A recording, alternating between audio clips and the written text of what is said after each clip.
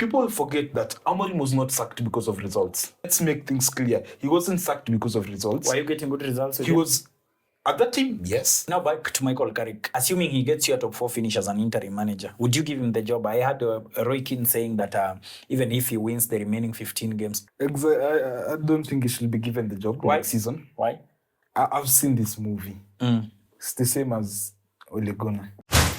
Ladies and gentlemen, welcome to Big Sports, your number one football show. And today I'm here with my very good friend Teddy. We just want to talk about football. There's been a lot going on in the world of football. Manchester United has beating Arsenal. The Champions League has been going around. There's a lot going on in the Premier League. People are saying Arsenal will not win the league and all that. And we are here to dive into it. Let's not go to the other side. Let's not go to Manchester United.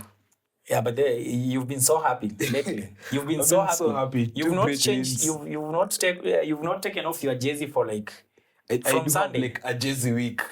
Every day jersey. Do you think you're back in the title race? It's the new manager bounce. Okay, title race. I do think it's a bit too far. Mm-hmm. How many points do you have? Yeah, I think we have 38. 38.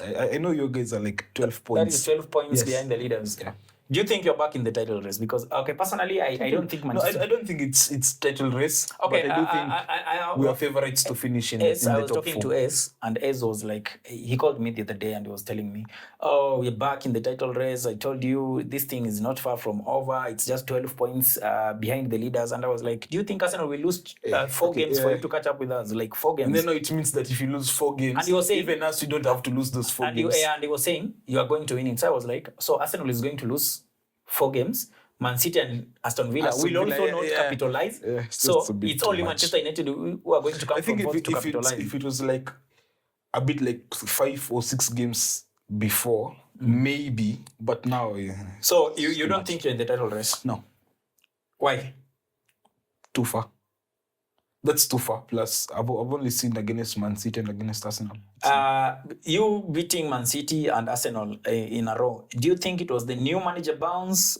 Is it the traditional Manchester United who always turns up against the big 6, the big boys? What do you think was? I think it's like a movie. I've seen it like a lot of times and it's repeating so it's itself. Something you are just expecting. So whether Carrick was there or any other even when Oli came, I was like, even if Oli comes or Carrick or whoever comes, I just knew that probably even the first games, I knew that we wouldn't lose to both Arsenal and City. Do you think if Amorim was there, you'd have won those 2 games?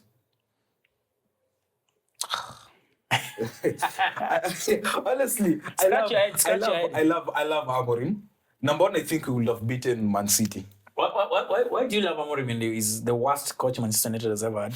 No, I do think people are a bit unfair to him because he's. Do you think he's better than David Moyes? Oh. Moyes time at Manchester United, do you think he was better than David Moyes? At that time, no. Do you think he was better than Louis van Gaal? Oh, no. Jose Mourinho? No. Ole Gunnar? Yes. Not better than him in terms of how he sorry. Okay, let me ask this. I do think just a moment. Let me finish off so that it doesn't. So what I do think is that if you give like Amorim time and you give Oli time, I do think that under Amorim we could have created something better than Oli. I don't necessarily think 38 games. How many games did you win in 38 games under Amorim? I remember the win rate was what 40 something percent or 30 something percent. I don't in 38 games you are not even one like we were building something. It's the first time. Ole was doing the first time. Let me tell you something. Let's say I've watched Moyes, I've watched Van Gaal, I've watched Mourinho. I think under Moyes and Van Gaal, maybe I felt that even under Van Gaal, I felt that maybe we were building something. He wasn't given time. We went to Mourinho. This is the first coach for a while that I've seen that yes, it's not working out right now, but you're seeing that there's something coming up. You're seeing that we're building something. It's not because let me tell you something. The reason, Oli and Carrick are sort of like the same. Yes, these guys will come and they'll give you manager bounce. But at the end of the day, when you give, let's say, Carrick another season, but Ole did not give you a new manager bounce. Ole was there like for a season or two. No, he first came as an interim, same as Carrick, mid-season. Then he took over. Then after a while, he was given the contract. But even when he was given the contract, he was performing. Yes. Except for maybe trophies. He took you to 2 finals, true or false. But at the end of the day, why was he removed? Amorim finished, was it 15th? But we didn't. The problem, you guys finished. You guys Imagine Manchester United. Wait, imagine Manchester United losing a final against Tottenham Hotspurs. Of all the teams in the world, Tottenham Hotspurs. It just shows where we are. A European final. And you want to say that manager is better than Ole? Okay. I'll say anyway, this. I'll say this first. Under Ole, under Ten Hag, yes, especially under Ole, we were doing great, but you will feel like we didn't have a project. It's like Arsenal. So you prefer projects? Yeah, it's like Arsenal. You see, Mikel Arteta, you can see that Arsenal had a project. You had a plan. But let me tell you something, Teddy, that you're not getting. Even under Ole, the project was visible than under Amorim. Because Amorim, there was no style. No project. There's no project under Ole. Ole was playing Sir Alex Ferguson football. Like that's that's not a project. Doesn't mean that that's a project. Why do you need a project? Number one. So nowadays you prefer projects to not projects. Let's have somewhere we want to be. Like we are creating where did something. Amorim want to be? To see, like these 2 games, very easily against Fulham. Amorim alikuwa anataka muende wapi because I'm not getting this point. What I'm saying is, we had a manager who was taking over things at the club. Amorim, do you think? Let me ask you something. Wait. Do you think under Ten Hag? Do you think under Ole or under Carrick, somebody like Onana would have left? Or somebody like Garnacho would have been forced to go. But that is the manager's preference. Yes, when it comes to players, let me tell you something. No, it's not even Amorim that kicked them out. It's the new management under Sir Jim. It's not about them. No, it's not about them. It's about the coach. Let me tell you something, Teddy. Kitu lazima tukubaliane ni if you look at Manchester United under Ruben Amorim, hakukuwa na structure. And he was very rigid to change. Like he never wanted to change his system. Manchester United were terrible. United were losing games they should not be losing. First season.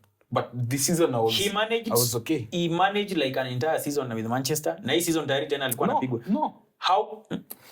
If you manage 38 games, that is an entire season. Because he came in November. But do you think even with the current squad that Arsenal has? When Arteta came in November at Arsenal. Okay. You understand? When he came. He won the FA. He won the FA in 7 months.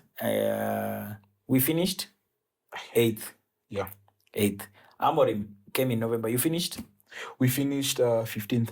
But there's a difference. Can I tell you the difference? When these players, some of them have never even played in that back 3 or in that 3-4-3 system. So you're bringing in a manager. That was my problem actually last season. You're bringing in a manager with a different style of play. Without even a pre-season for him to try and work out, and you're playing games on pre-season Thursday, and you played pre-season. No, I'm saying last season. I'm talking about last season. Okay. And we were playing on Thursday and Sunday. I did feel that was a bit stupid. Honestly, I wanted them to go for an interim. But you people wanted Amorim before. No, I never. But let me tell you. You don't get a coach in November. One thing I've realized between you and Amorim is like you're defending that guy so much. But the truth is, he's the worst Manchester United has ever had post Sir Alex Ferguson. He's the worst. If we do remove last season, this season. Okay, this season when Amorim left, where were you? We were number 5. You're number 5. Yeah, 3 points below. Let me ask you something. Under Amorim, has United ever won 3 games in a row? 3 games in a row, even this season, when he was sacked. Okay, we won. I remember we won Liverpool, Brighton. Did you win the other game after that? You drew. No, okay. I think we won 3. You've never won 3 Premier League games in a row. I can't remember. You've never won 3 Premier League games. We drew with nothing. And again, even winning 2 games in a row, it took you like almost an entire 38 game cycle before you won 2 games in a row. So This was a Do you manager think, that was not wait, taking. let me ask you something. Do you think Arteta was perfect when he came? He was not perfect, but there was a structure of what he wanted to do. But- Amorim, there wasn't. But let me ask you something. Most of the Arsenal fans from that season was like, sack him already. No, I was never. After he finished 8th. I wasn't. You won't. I knew where we were. We had a team. Let me tell you Amorim something. came, let me say, before Amorim came under Ten Hag, we were number 13. You have to remember that. We were number 13. And he took you back. So what happened? You finished 15th. So he didn't improve the quality of We got an Amorim. We got Van Nistelrooy. He came in for like 2-3 games. Two and games, then we not went 3. to, I think, 11th or 10th. And then we got Amorim. How do you get a took you back coach? to 15th. How do you get a coach who plays a different system to come in The in truth is, November? the truth is that is not an excuse. Okay, don't you think that this is season no. improved? Let me tell you, that is not an excuse. For me, Bring it, I whether did feel- it's back I 3 did or feel back we 4, did it's not an improve. excuse. The thing is, Amorim was rigid. He knew the system cannot work in the league. He still tried it. You cannot say that these players can never adapt. Let me tell you one thing. These players are professionals. They are paid to play football. So you cannot say they cannot adapt to a certain system. That system was just not suitable for the league. This Amorim is the same guy that told you guys, Bruno, Casemiro and Maino cannot play in the same game. In True his or false? system. Yes, in his system, you can't play. Just those wait. three. He said they can't play in the same game. Whether it's his system or whatever, he said they can't play in the same game, right? Are they playing the same game right now? They did. Is Manchester United getting results? We did. So But now, this only tells you one thing. This guy was he could not like he. What word should I even use? I can't even find the right word to Okay. describe. I understand. This guy was I understand. allergic to change. I understand. He was completely allergic to Yes. change because sometimes I we've seen did- managers. Do you know what? I did support him not Let me to tell change you, his system. we've seen managers who try back 3 when it fails, they use back 4. Yes. Even Arteta. Don't. Let me tell you something. Even Arteta. Yes. Even Arteta. In first 2 Arsenal, games, in he Arsenal, used back 3. In Arsenal, let me tell you something about Manchester United. You know, fans, what they do think that because you're an Arsenal fan, you do think that, okay, he doesn't get results, he should go. But from a Manchester United fan, No, me, I never wanted him to go. I wanted him to continue suffering. From a Manchester United fan, I saw Ole Gunnar get sacked. Do you know why he was sacked? He didn't have a style of play. That he was just playing counter-attacking football. Really? Is Yes, that the reason that why was he the was reason he was sacked. Okay. When you don't get results and your system is not working, they say that he doesn't have his own system. He doesn't know what he's playing. We are playing guesswork. And he got sacked. And then now we go to Ten Hag. The first few games, Ten Hag was playing his style of football, the one that he was playing at Ajax. Okay? He came in at Manchester United, tried it, and it sort of like failed in his first games. What happened? Alitoka kwa system, akaanza kucheza hii football ingine. We are playing a football match and we are not knowing what we are doing. Like, okay, we are just playing without a plan, without anything. And what we used to do, we used to depend on individual brilliance of Rashford and Bruno to do something so that, we get points. What happened in the end? He got sacked. And, people forget that Amorim was not sacked because of results. Let's make things clear. He wasn't sacked because of results. Why are you getting good results? He was, at that time, yes. He was sacked because You had he lost. called out- He was sacked because you had lost that last match. we drew with Leeds. Oh, you drew with Leeds. He was sacked because What performance? he called out the sporting director to do his work. You can say a team like Manchester United, a whole January, the window is open, we are not doing anything. Honestly. Okay. Now back to Michael Carrick. Do you think, assuming he gets you a top 4 finish as an interim manager, would you give him the job? I had Roy Keane saying that even if he wins the remaining 15 games, all of them, he would not give him the job. And for me, as from where I'm seated, like if I was a Manchester United fan, I would agree with the thoughts of Roy Keane that he should not be given the job whether he wins the 15 games or not. What do you think from where you're seated? Because if you can campaign for Amorim the way you are, then I think even Carrick you can. I don't think he should be given the job next season. Why? I've seen this movie. It's the same as Ole Gunnar. I do think maybe he should be given up to the end of the season. Okay. Because that's Of how course, his that's what contract he's is been given. as an interim. And then I do think that after the end of the season, we need to go and get a top manager, So yeah, Like who? For example, like if you're given a chance to recruit a manager, who do you take? I saw Enrique. Enrique was going to be free. Would Enrique accept this? got- Because at Manchester United, I think right now the sporting director is the one who is in charge Yes, of the and transfer, that- not the manager. that- And Enrique, they're the managers who want to have the power to sign who they want. And that is what basically I was saying, because now if you're telling me that as a coach, if you call out your sporting director, you're going to get fired, then it means that Now, because nobody, I understand- nobody, I understand will your come, case. I understand your nobody case. will come to Manchester United as a manager knowing that you're going to be downgraded by a sporting but director. I get- and not just let me tell you something, and not just a sporting director. You see, like Berta, you will see that maybe he knows something about football. Ours, oh my god. But Teddy, you realize that as much as you can blame the sporting director for Amorim sacking and everything, but you realize Amorim was giving Manchester United poor performances. You can call them whatever you want. This You can season, say no. there were poor performances. Manchester United, you are playing one competition per week and you still can't even make it a top four. What? You can't make it. we won- You we are won- struggling we won to be in the number top. 5. You are supposed to be challengers. Challengers of what? The league. Let's not be deluded. So you think even if we started with Luis Enrique, we would have been challengers of the league? Honestly. Kinda. Depending on the players you say. You have some of the best attackers in the league. Even if we started with You have some Carrick, of the best number attackers one, in the you have league. to know that yes, we have them, but even some of them went off Aston Villa. when we were playing. You're supposed to be somewhere where Aston Villa is. No, I don't think. You're supposed to You be forget that. Okay, anyway, now that you've won against Man City and Arsenal, do you think you'll be able to beat Fulham over the weekend? Or Manchester United will go back to default settings where you always go after beating the big clubs? I mean, I hope so. I don't think we'll lose to Fulham. I think we'll.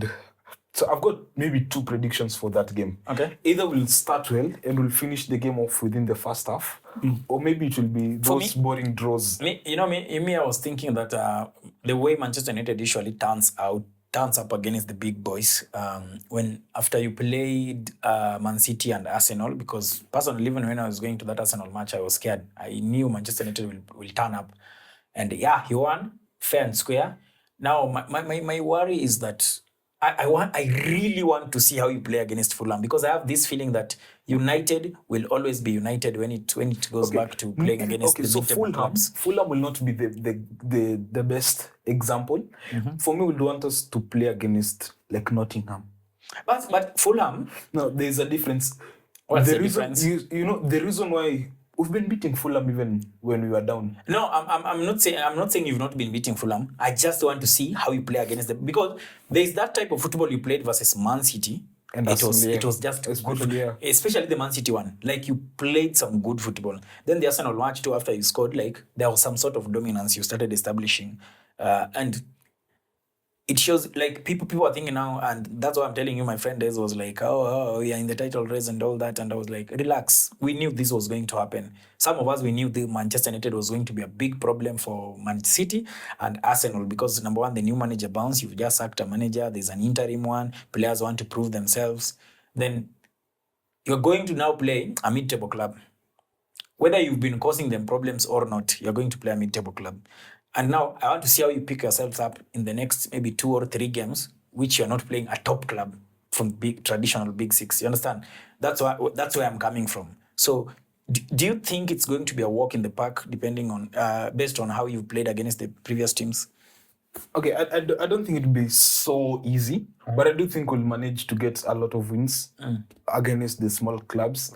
And I do think, honestly, I think even if Villa slip off, I do think we'll be favourites to finish above Chelsea and Liverpool.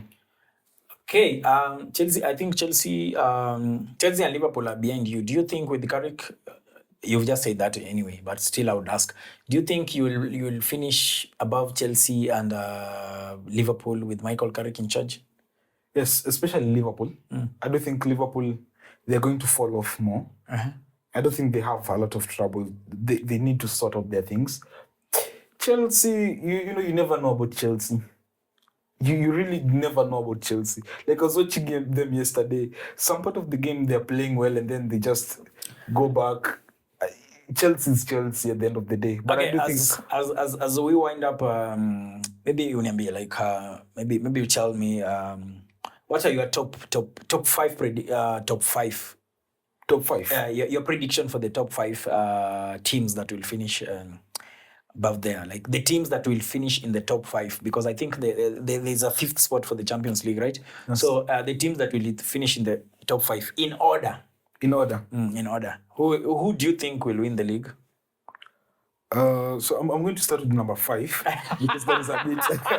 I'm going to start with number 5. That has the less pressure. I knew you were going to deflect. So, I knew you don't. number 5. Wait first. I knew. When I was asking that question at the back of my mind, I was like, this guy, he doesn't want to say something that he knows is going to happen. So I let me. Of course, you still get to number 5. I'll go. I think I'll go with Chelsea. I think Chelsea will finish number 5. Number 4. I honestly think Villa. I don't think I wanted to go Villa number Chelsea 5, but I don't think Chelsea number 5. Number 5, Villa. Yeah, I'm gonna go Villa number 4. I'm gonna go United number 3. I honestly even think Chelsea might finish ahead of Villa. Okay. Honestly. And then I'm gonna go I'm gonna take it. I'm gonna go Arsenal number 2 and Man City number 1. I'm never backing Arsenal to win the league. After what you showed me, in the go ahead, number 1. Number 1 honestly Man City in the 24-25 season. Jesus no, Christ. no 23-24. I stood here. I actually backed Arsenal to win the league that season. This one. And you made me lose a bet. I'm not betting. We did not tell you to wait for us. Okay, for me, let me give my top 5 predictions. Since you've started the trend of starting from 5th to 1st, let me start with number 5. I think number 5. I think Aston Villa will finish 5th. Then number 4.